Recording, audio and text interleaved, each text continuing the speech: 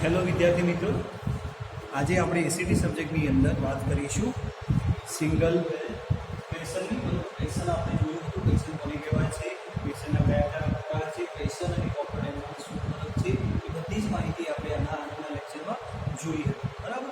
હવે આજે જે આપણે વાત કરવાના છીએ એ છે સિંગલ વેલ ક્વેશ્ચન.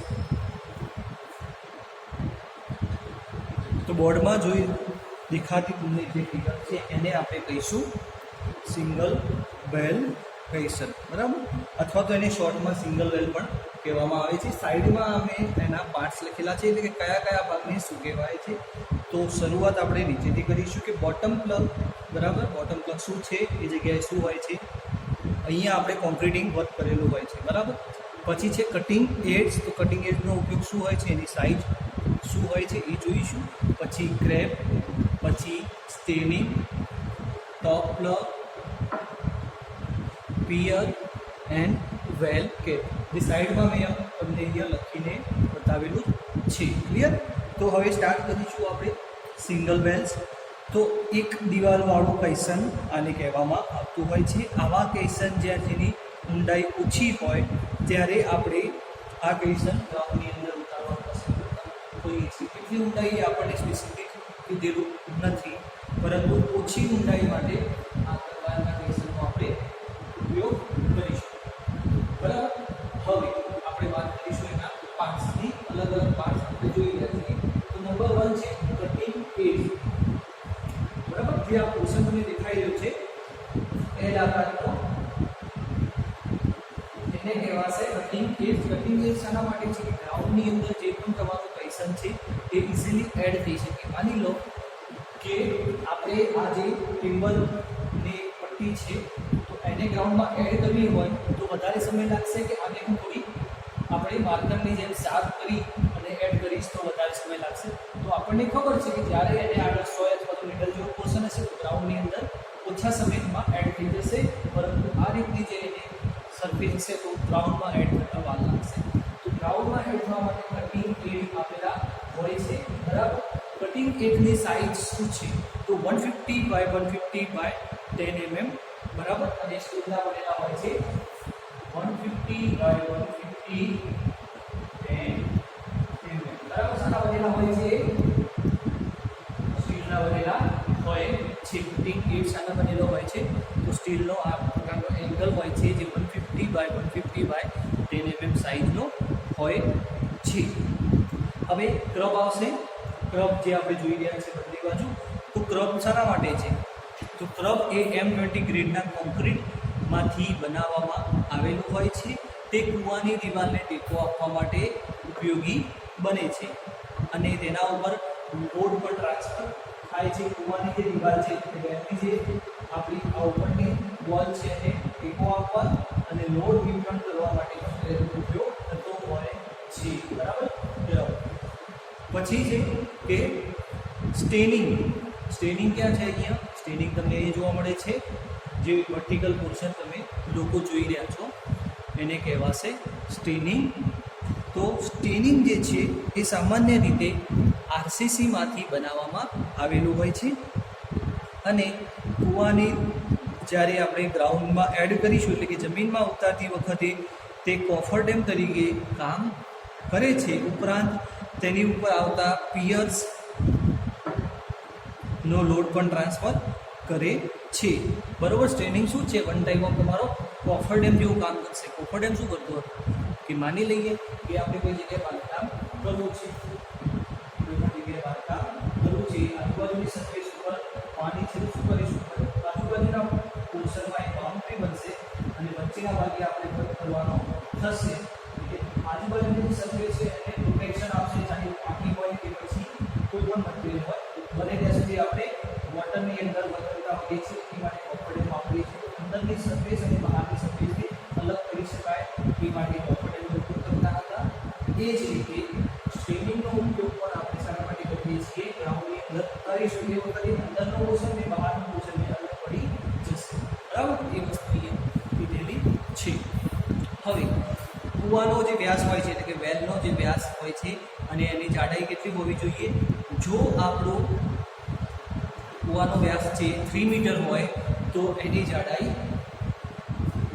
3 મીટર હોય તો એની જાડાઈ 0.75 મીટર હોવી જોઈએ, બરાબર. 3 મીટર હોય તો 0.75 મીટર હોવી જોઈએ, અથવા તો 3 મીટરથી વધારે એટલે કે 5 મીટર હોય તો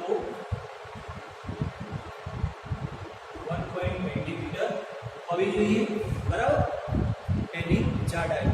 અને 7 મીટર હોય તો 2 મીટર હોવી જોઈએ એની થિકનેસ, બરાબર. આ વાત થઈ આપણી શાની વાત થઈ? આ થિકનેસની વાત થઈ, બરાબર. કે જ્યારે આપણે સિંગલ બેલ ગ્રાઉન્ડની અંદર ઉતારવાનો હોય અથવા તો કોઈ પણ જગ્યાએ કન્સ્ટ્રક્શન વર્ક કરવાનું હોય, બનાવવાનું હોય, એમાં જ્યારે ઉપયોગ કરીશું ત્યારે આપણે આ વસ્તુ એને ખાસ ધ્યાનમાં લેવી જોશે. કેમ કે કયા પ્રકારનો લોડ છે, કયા પ્રકારની બેરિંગ છે, એ બધું શાના ઉપરની કેલ્ક્યુલેશન થશે? તમારી આના ઉપરથી નક્કી થતું હોય છે. પછી આવશે બોટમ પ્લગ, ટોપ પ્લગ. પ્લગનું શું કામ છે?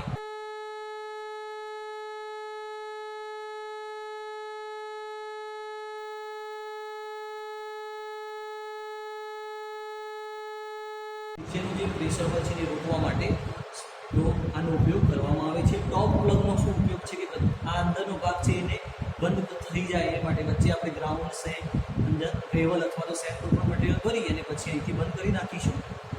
તો આ ટોપ પ્લગ, આ બોટમ પ્લગ, વેલ કેપ જે છે એ શું છે? સૌથી ઉપરનું મથાળું છે એના ઉપર તમારું પિયર આવતો હોય છે, બરાબર. પિયર લોડ ટ્રાન્સફર કરતું હોય છે, બરાબર.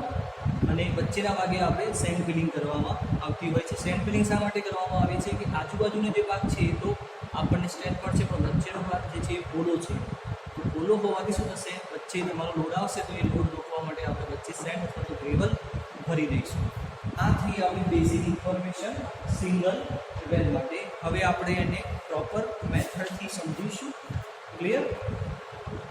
તો પ્રોપર મેથડની આપણે જોઈએ તો સ્ટ્રક્ચર ઉપર ઘણા બધા પ્રકારનો લોડ આવતો હોય છે, અથવા તો સ્ટ્રક્ચરના પ્રકાર અને સ્ટ્રક્ચરની જરૂરિયાત પ્રમાણે આપણે આની રચના અને સાઇઝ નક્કી કરતા હોઈએ છીએ. મેં તમને પહેલાં પણ કીધું, જે કોષ્ટક બોર્ડમાં તમને જોવા મળી રહ્યો છે એ શું કહેવા માગે છે એ વસ્તુ તમને સમજાવવામાં આવી છે.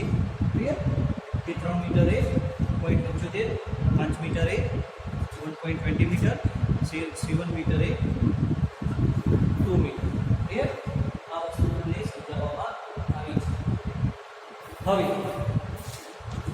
સેકન્ડ, જે જગ્યાએ આપણે કૈસરની રચના કરવાની હોય તે સ્થળના વિસ્તારમાંથી પાણી કાઢી નીચેની ભાગે આપણે જે સોઇલ છે એને સૂકી બનાવવામાં આવે છે. તો એ માટે આપણે કોપર ડેમ, સીટ પાઇપ વગેરેનો ઉપયોગ કરીશું. ક્લિયર? વસ્તુ શું થઈ? જે પહેલાં આપણે ભણી ચૂક્યા છીએ એ જ વસ્તુ આવી કે જે જગ્યાએ આપણે કૈસરની રચના કરવાની છે ત્યાં આપણે સીટ પાઇપ અને કોપર ડેમનો ઉપયોગ કરી અને ત્યાંથી પાણી જે છે એ ડિવોટરિંગ કરી દઈશું, એટલે કે પાણીનો નિકાલ કરી દઈશું. જે જગ્યા પર કૈસરને ડૂબાડવાનું હોય ત્યાં યોગ્ય માપનો 3 થી 4 મીટરનો ખાડો કરવામાં આવે છે. ત્યારબાદ ખાડામાં કટિંગ એડ્સ ગોઠવી તેના ઉપર કોન્ક્રીટ કે લાકડાની બનેલી હોય છે આપણી કટિંગ એજ, એ મૂકવામાં આવે છે, બરાબર. હવે મેં વસ્તુ ચાલુ થઈ કે જે જગ્યાએ આપણે શરૂઆતમાં તમને કીધું કેટલા મીટરની નેટ હોય છે, તેથી બનાવવા શું કીધું છે કે જ્યારે આપણે આનો ઉપયોગ કરતા હોઈએ તો એ વખતે 3 થી 4 મીટરનો આપણે ખાડો કરવાનો હોય છે ગ્રાઉન્ડમાં.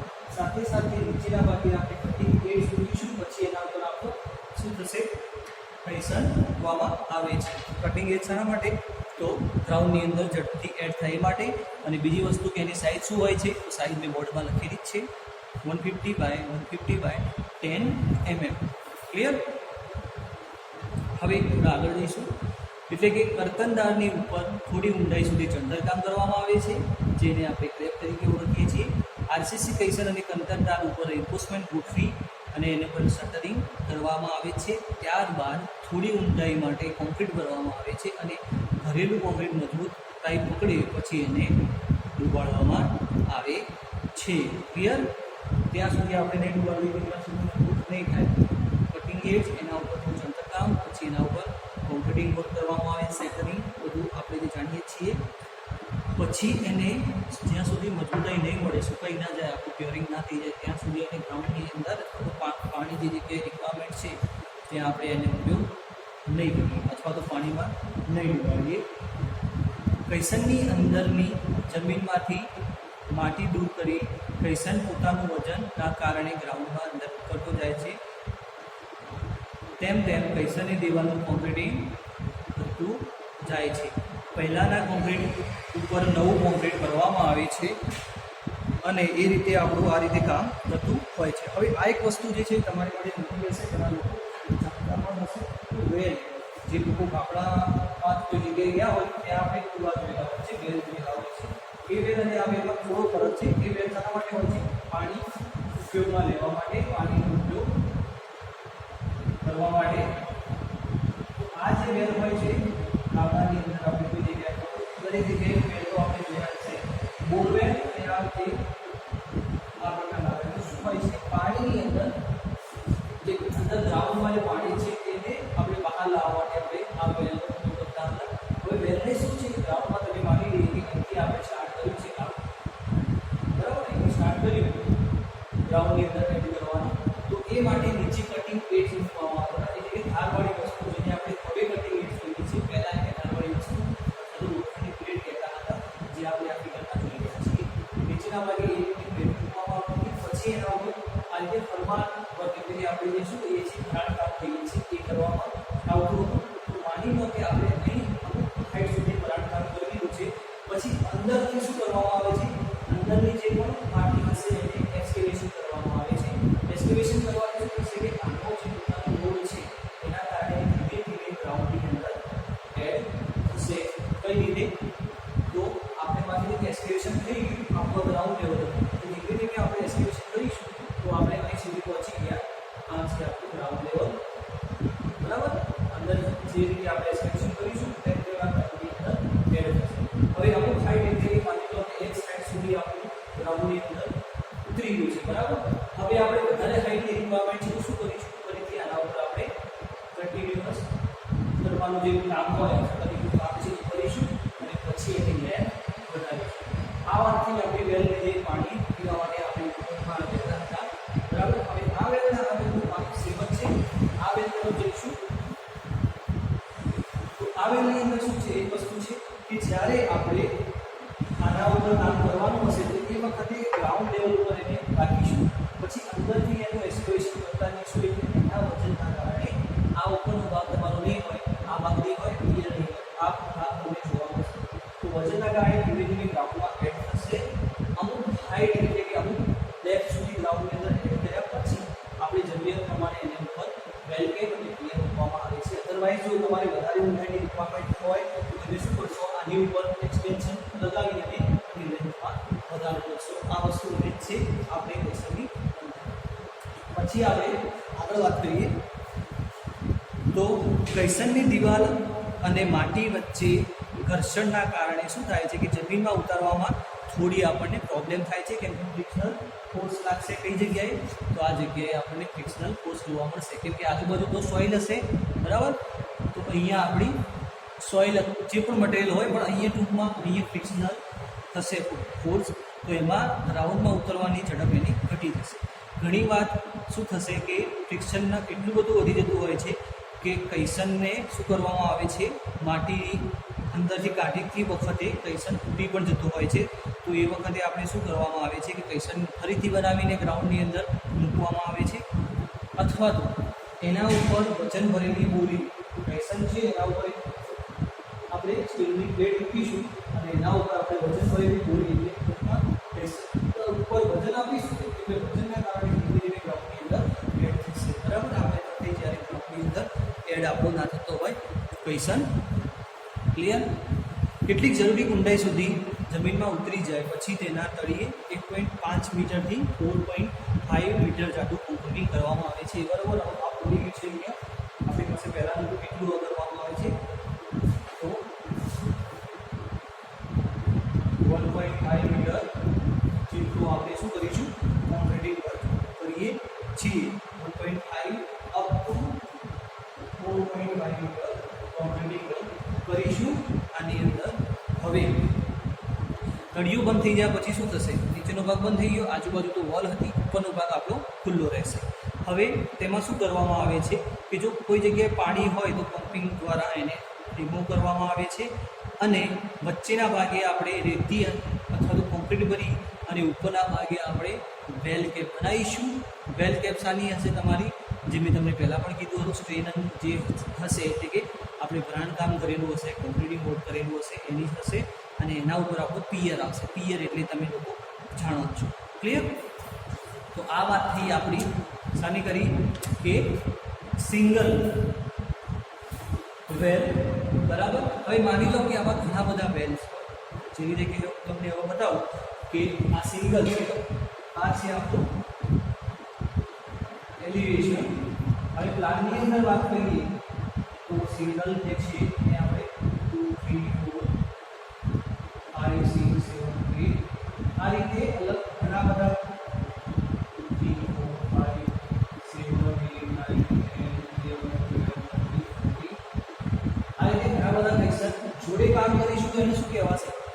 મલ્ટિપલ વેલ અથવા તો મલ્ટિપલ આપણે મલ્ટિપ્લેલાઇઝેશન પણ કહેવામાં આવતું હોય છે. પણ મલ્ટિપલ વેલ આપણા માટે સારું રહેશે. સિંગલ અને મલ્ટિપલ, તો જ્યારે એક કરતાં વધારે હશે ત્યારે મલ્ટિપલ વેલ કહીશું. એની અંદર પણ શું કામ રહેશે? સેમ રહેશે. બરાબર. ફોર્મેટ આપણું સેમ રહેશે. જે રીતે કે આપણે આનું કામ કરીએ છીએ એ રીતે જ મલ્ટિપલમાં કામ થશે.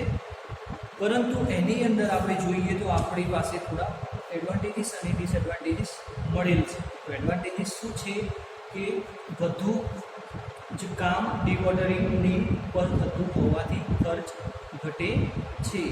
પછી છે કે આ બાંધકામ માટે કુશળ કારીગરની જરૂર છે. આ તો સિંગલ છે એટલે ઇઝી થઈ જશે, પણ મલ્ટિપલ હોય તો બંને વચ્ચેનું સ્પેસિંગ એરર ના રહેવી જોઈએ, કેમ કે બે વચ્ચે જો એરર થશે તો પાણી જે છે તમારું અંદર ઘૂસી જશે. બરાબર. બે પેશન્ટ વચ્ચે જગ્યા હશે, ઉનાળ હશે તો પાણી તમારું એડ થશે અથવા તો જે તમારી સ્ટ્રેન્થ જોઈએ છે એ તમને સ્ટ્રેન્થ નહીં હોય. તો બધી વસ્તુ ડિઝાઇન પછી કેટલા રિક્વાયરમેન્ટ છે બધું કેલ્ક્યુલેશન કર્યા પછી જ આપણે એને કેટલા પેશન્ટની રિક્વાયરમેન્ટ છે એ કહી શકતા હોઈએ છીએ. અને એની ઊંડાઈ પણ ખાસ કે વધારે પ્રમાણમાં કેસનો ઉપયોગ કરીશું તો એની ઊંડાઈ કેટલી રહેશે એ પણ આપણને આમાંથી મળી જતી હોય છે. તો આ ફાયદા થશે. હવે ડિસએડવાન્ટેજીસ એટલે કે ગેરફાયદાની